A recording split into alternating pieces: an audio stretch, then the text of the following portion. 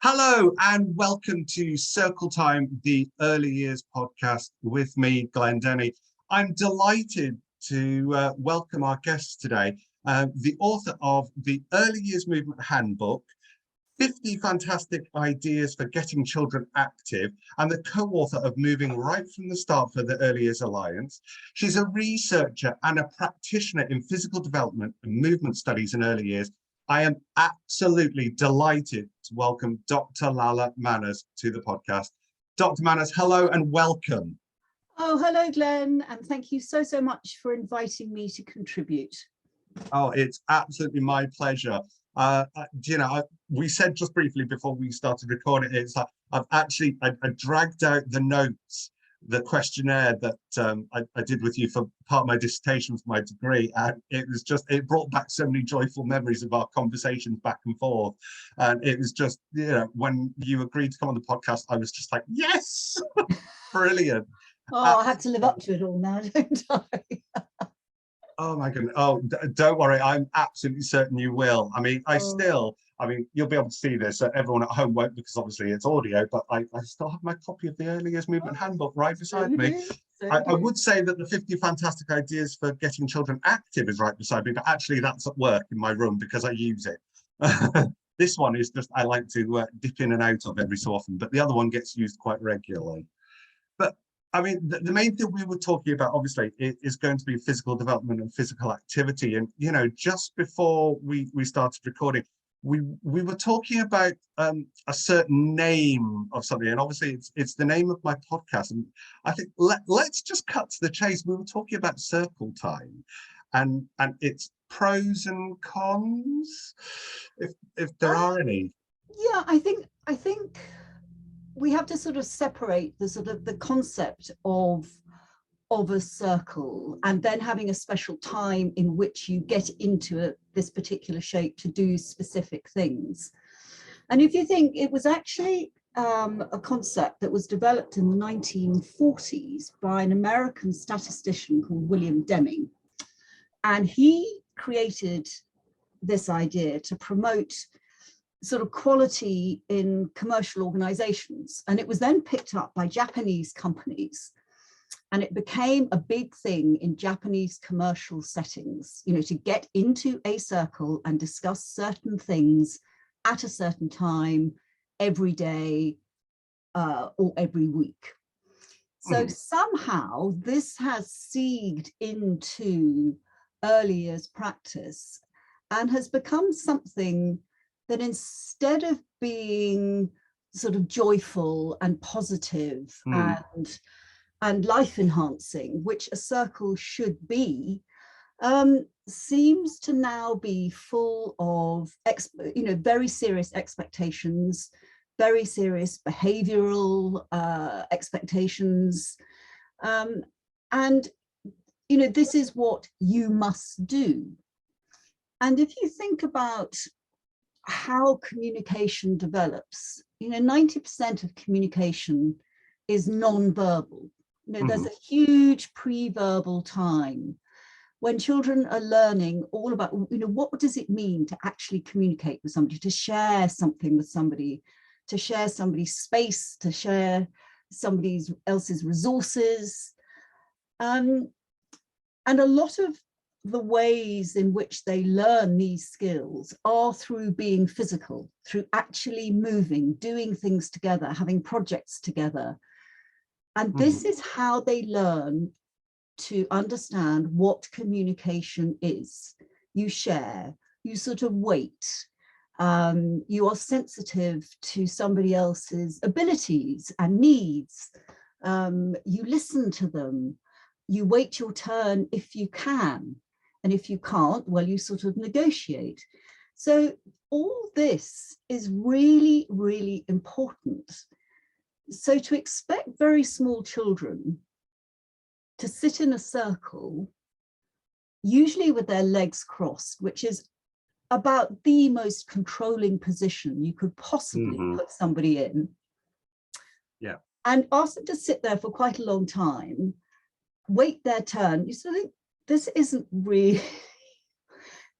really communicating. And also, if you think within 10 minutes, the pressure on the spine increases by about 30%.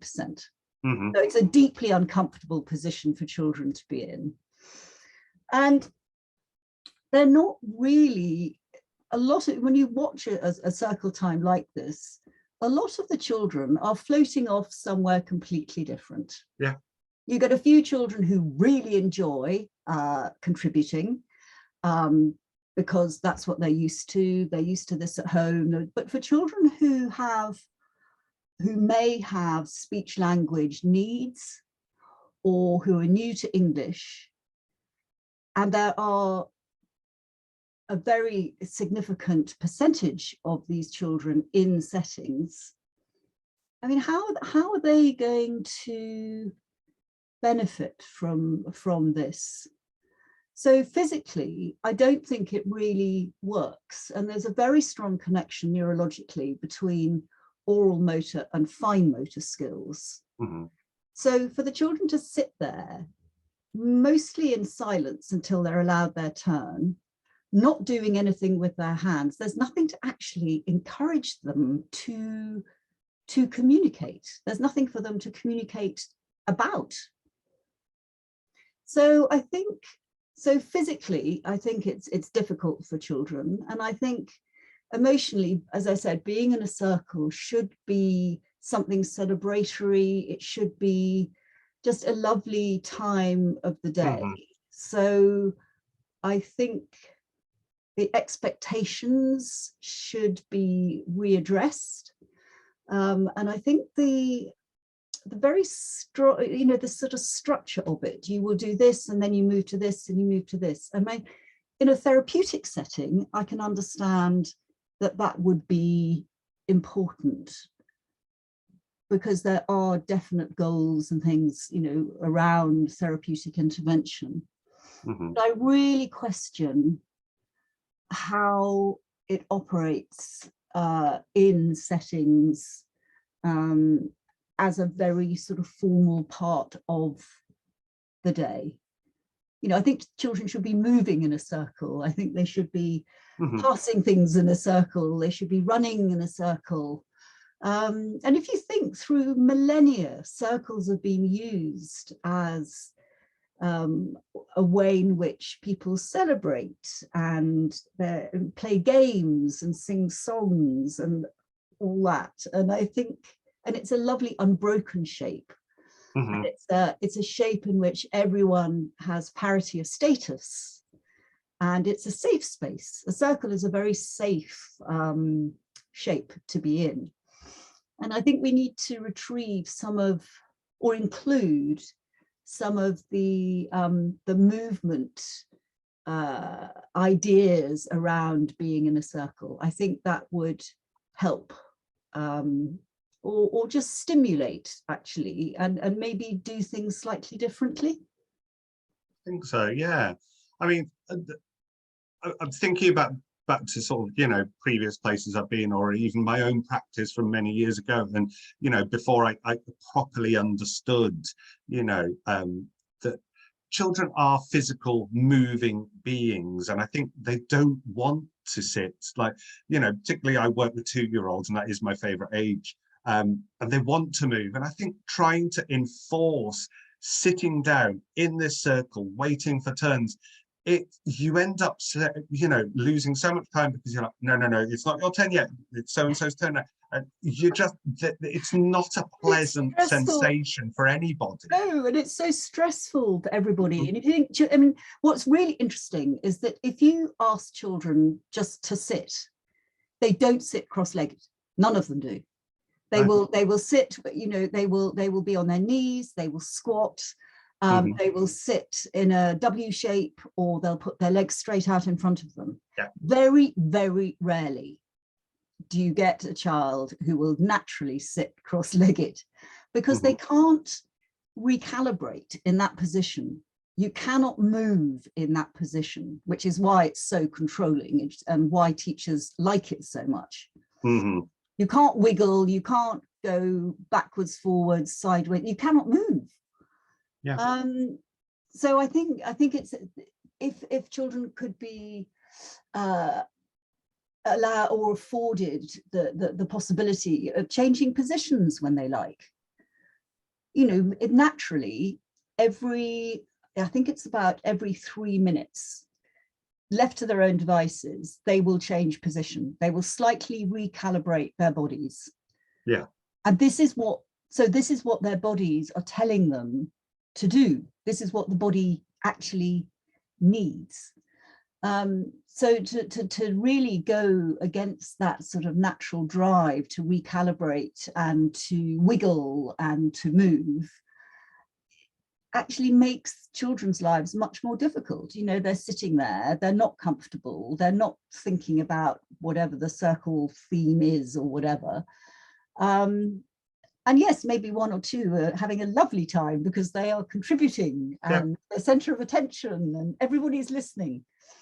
But for many children, and as I say, the ones with speech language difficulties, this is the most awful part of their day, because they know that they are going to find it difficult and they dread being asked to contribute, or they really do.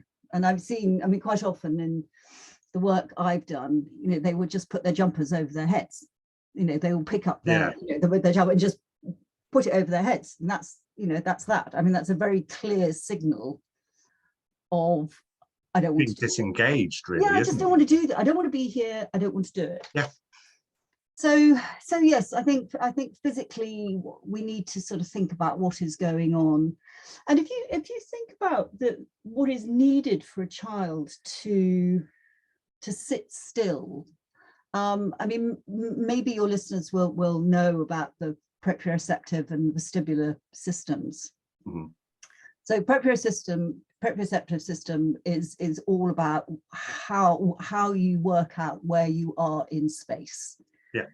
So if you wanted to tie up your hair or put your hands in your pockets or something like that, that is the vestibular system at work.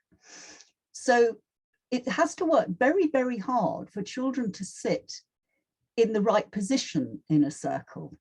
You know, if their proprioceptive system isn't working as well as it should, they will sit on top of each other. They will bump into each other.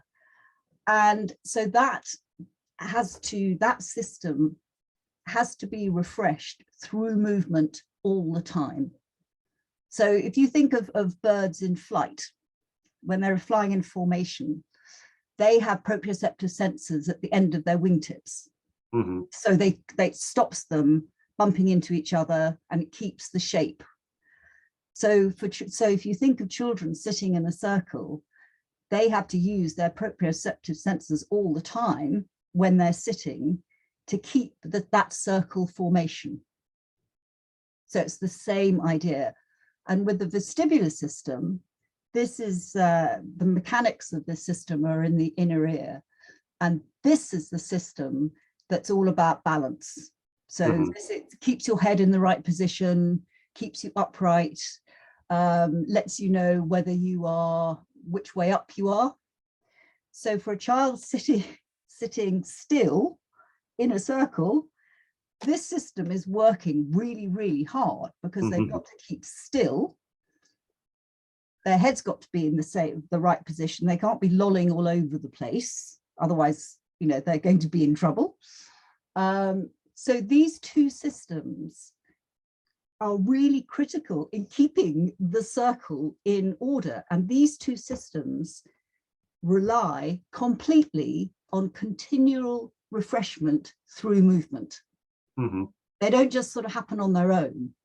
They have to be refreshed all day, every day through movement. So physically, being in a circle is quite tough for them. It is. I mean, like I say, I mean, in previous practice, I've seen it myself where you are, so through whichever leadership of the setting, circle time is a thing. And, you know, it's difficult. And, you know, I often used to sit there and think, why am I doing this? They don't want to be here. I don't actually want to be here doing this. I would rather be moving around. I'd rather do something physical. So for example, for the setting I'm in now, we don't do circle time. It is not a thing and never has been. But I'll do something where I can gather the children together if they want to. And that's an important thing, is choice. And we'll maybe gather and we'll do yoga, or we'll do music and movement, or something like that, where the option is there to come and gather. So we have a time where we're together. We're not necessarily in this circle, but we're doing something that's moving. We're not necessarily sitting, but we are using different parts of our body. And I find that the children, at first, they're like, no, I'm not sure about this, but then they see it and they'll want to come and join in. But again, it's their choice, and I'm not making them. And sometimes as well, you know, physical activity should be about choice. And I think circle time just robs children of that. Yeah, I mean, I do think that being in a circle is very positive. I mean, from a movement perspective, it's as I said, it's very safe. It should be very nurturing. And actually moving in a circle is a huge part of a lot of folk dancing. So a lot of children will come from cultures, and this will be part of their cultural capital, actually dancing in a circle. Yeah. And moving in a circle and sharing music and rhythm and song in a circle. And I think that's the element that I would like put back. You know, that actually being in a circle can be vibrant and fun. And what I've done actually with quite a few groups of children is tie tights together, you know, just ordinary tights. Yes, yes. And yes. make a lovely sort of circle shape that they can hold on to. Yeah. And this sort of helps them keep the circle, you know, and it's a really, and this is introducing them to what it feels like to move in a circle. They don't have to hold hands, which is always a disaster. Yes. But they're holding on to these tights, and we know, it's really just practicing, and you know, physically they're practicing going, you know, forwards, backwards, right, left, turning, all this sort of thing. So that's a very nice way to give them the experience of this is what it feels like to move together and be sensitive to each other and in a circle and really enjoying this time. So that's the element that I would like put back in, you know, that it's that circle time is you know, that it's not a bad idea, but I think it needs to be reimagined. Yes. You know, it's not just about sitting and, you know, getting children to talk. There are lots of other ways to be in a circle and have a great time, you know. Absolutely. You know, I think you're right. I think it's that bit where sometimes I think practitioners just kind of hit a dead end, and like that's literally all they can see. I know, like when we were doing when looking back at the questions I asked you during my dissertation, one of the things I think, do you think more training in physical activity and play would benefit early years practitioners? I think that is possibly, I mean, you gave me a wonderful list of them. I mean, I know there's the Open University course, which you were one of the authors of. I mean, I had an absolute delight. When that first came out, I was actually one of the first participants in it. Oh, brilliant. Loved it. Brilliant. Absolutely loved it. Yeah, I remember seeing it advertised. I'm going to sign up for that one. Somewhere around, I still have my certificate. I think it's in a folder. But it is definitely that bit. I think sometimes practitioners, we're so busy, and some settings are, you know, you're bogged down with paperwork. And I think that's where I'm lucky where I am now. We're not bogged down with paperwork. We have that freedom and that imagination to go with what the children are thinking of. But again, I think sometimes for some practitioners, maybe training is the answer, that to give them that kind of arsenal of information and ideas that maybe opens up the concept of circle time. I think if we just sort of set circle time slightly aside, just for a minute, one of the big difficulties in the sort of physical development field is the the physical competence and confidence of practitioners. Yes. And this came through loud and clear when we were writing the physical development guidelines, some years ago.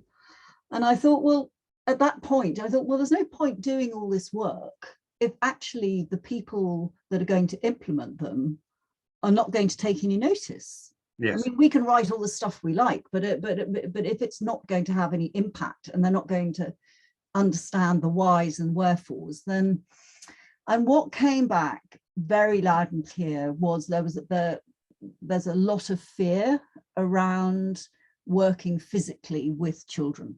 Mm-hmm. So there's a lot of fear around children hurting themselves, practitioners hurting themselves. Control was a big one, losing control. Mm-hmm. Yeah, that came through. Noise. They really didn't like the idea of noise. They're children. Yeah, I know, but there was a lot of fear, and there still is. There still is. I mean, I frequently go into universities and teach the students on their courses. And it's really sad when you have a large group of 18, 19-year-olds who are so physically sort of divorced from their bodies. Mm. And I think social media has had a lot to do with this. That, they think that unless they're looking a certain way and being a certain way, then they can't possibly work, be physical with children. Mm-hmm. So I think we need to just be very straight about and not make it too complicated. Mm-hmm. This is not, working with children physically is not rocket science. It's actually very, very simple. You don't need expensive equipment. You don't need, swanky clothes or resources or anything like that. I mean, if you've got the floor, the walls, chairs, tables, frankly, that's enough for an entire year. Absolutely. But it's just giving them, the biggest thing is giving them the confidence. I mean, they know a lot more than they think they know. They really do. And it's just saying, okay, you do know, why is this child doing this? You tell me. And actually they can do it. They know. Mm-hmm. So it's just saying, yes, you do know. Yes, you can do it. It's not actually difficult stuff. And it's an attitude, and I think it's about confidence. Mm-hmm. I can do this. I will do this, and not swerving it all the time.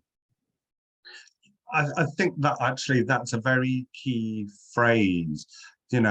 As I say, I've worked in many settings where I think it's almost like tag you can do outdoor physical play or any sort of physical. It's like, well, why is it just me? Just because I'm enthusiastic? I think it's maybe pushing yourself out of your comfort zone slightly to kind of have a go, maybe, and just build that. And I think not having sort of reams of lesson plans and mm-hmm. sort of expectations that can't possibly be fulfilled. You don't need that much to actually have a very positive, very beneficial session. No, I think less is more, always with physical development. Less is more. Yeah, I mean, certain, like, for example, one thing recently now I'm very lucky, the setting I'm in, we actually have 2 acres of outdoor space. Part of it is our forest school, but then the rest of it is just our outdoor learning environment, like just our garden space. And we have a wooden play boat in there. And one day I came up to be the shark, and the next thing, I'm having to be the shark and chase these children, but it became this whole physical activity that children were running and jumping and climbing and really using those bodies to move but then the laughing that was coming from it. And, that was just very off the cuff, very, in that moment, but it didn't take anything. There was no equipment required. We didn't even really need the boat because anything could have been the boat, but it just so happened that was the theme the children were going with. And I took my lead from them. And Yeah, and it just became this activity that we were running and jumping and climbing and yeah, using our bodies. and going with it, but having the courage to go with it and go, Yeah. okay, we'll see where this takes us. And I think Mhm. that is really key. It's not being so welded to a plan that if and when it all goes wrong, which in physical development a lot of things just don't work or go off on a Yeah. tangent or something happens, and just go, well, fine, that was my sort of plan, but actually this is what happened, and what did they learn from it, what did I learn from it? Yes. And when I'm teaching, we always have a little period at the end, and we do sit in a circle with our feet, with straight legs and feet touching in the middle, and we just have a little chat about what they like best, what would they like to do again, did they notice anybody doing something particularly brilliant. And it's just a little reflection on how they feel physically at that point, what they enjoyed, what perhaps they didn't enjoy. Did somebody need more help? Should we organize the group differently next time? So I think it's a really good way, for children don't just learn physical stuff by being physical, they learn a whole raft of other stuff. How to look after somebody else, how to be sensitive to somebody else's physical needs. Do they need help? Do they not want help? Yeah. Why don't they want my help? Which is always a really interesting learning moment. Definitely. I was going to ask you one more question, kind of almost relating to what we've just been talking about practitioner confidence as well.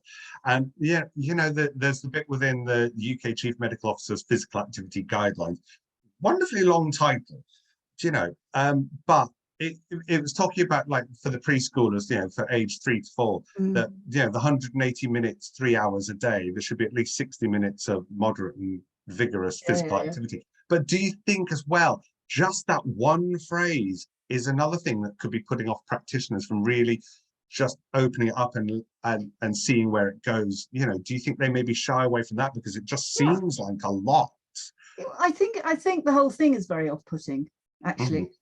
And the science, a lot of my colleagues abroad think the science behind all this is quite questionable. But if you think of, take 3 hours in an average 3-hour session at nursery, that's 45 minutes. Okay, so if a child is in nursery all day, 45 minutes in the morning, so half an hour of that could well be just outside, and then quarter of an hour inside, moving, playing musical bumps, something really, jumping and touching stickers on the wall. So that actually is quite manageable. And then it's 45 minutes in the afternoon. And then the parents are going to do their bit, sort of walking home from school and, a little bit at home.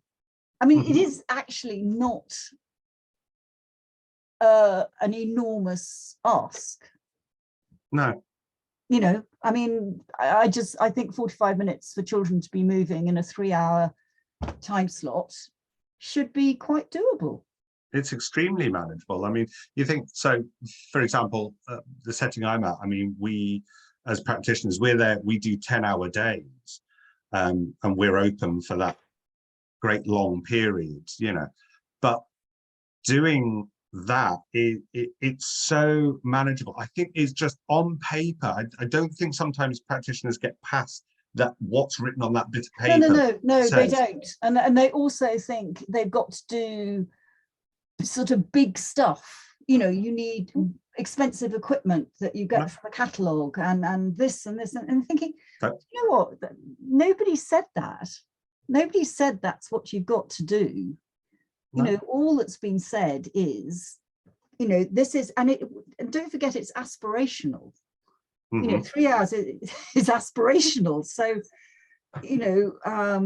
most people will be doing less than that, but I don't think it's an enormous ask to do 45 minutes in a session, in an average 3-hour session. No, I mean, for example, yesterday, it was more sort of fine motor, but I was getting them to use finger and wrist muscles, and literally all I did was I had 3 oranges cut in half on a tough tray with a juicer and some reamers, and they had a whale of a time. That was 20 minutes of them just squashing, squeezing, twisting. There you go, 20 minutes done. And I literally set it up in 30 seconds. And I think Didn't also take long, you just, and the children got so much from it. And if you just allow the children to move when they need to move, you know, they don't need to sit down around a table to do Play-Doh, I don't think. No.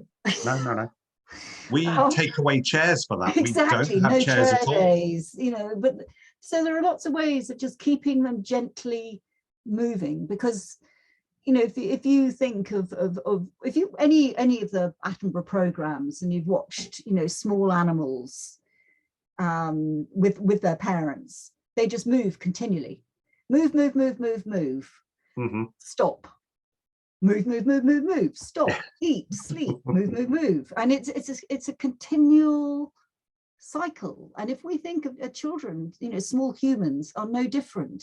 No, they're not. You know, they need to move, have a little break, eat, sleep, move. It's exactly the same approach that works, that actually really works developmentally for them. Absolutely does. I mean, it was going back to something I said earlier. It was, you know, small children are just physical moving beings, and that's what they want to do. And that's what we should let them do. You know, obviously there's times when I'd like them to sit down, particularly when they're trying to eat, because, you know, quite frankly, I don't want them to choke, but, you know, the rest of the time, I want them to move. I don't want them sat down. You know, there'll be times as an adult or even later in life when they're at school or whatever, where there'll be sedentary time. Right now, this is the ideal opportunity to get them moving, to get them enjoying, and to put them on that lifelong path of loving to move and be physical.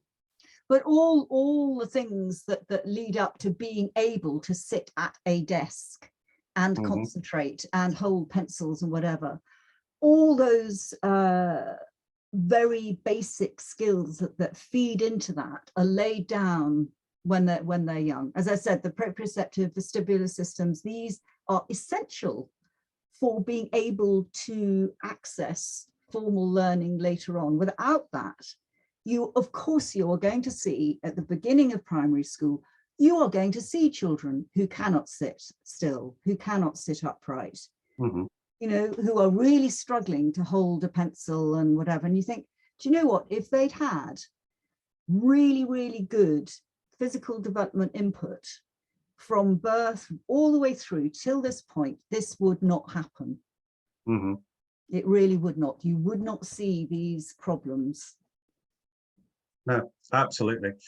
Well, Dr. Manners, I think it's been an absolute pleasure, and I think we could probably go on forever and a day talking about this, but we're going to leave it there for now, and hopefully you might consider being back on the podcast again sometime very soon. Oh, I'd love to, and I've so enjoyed having a good chat with you. It's been absolutely brilliant.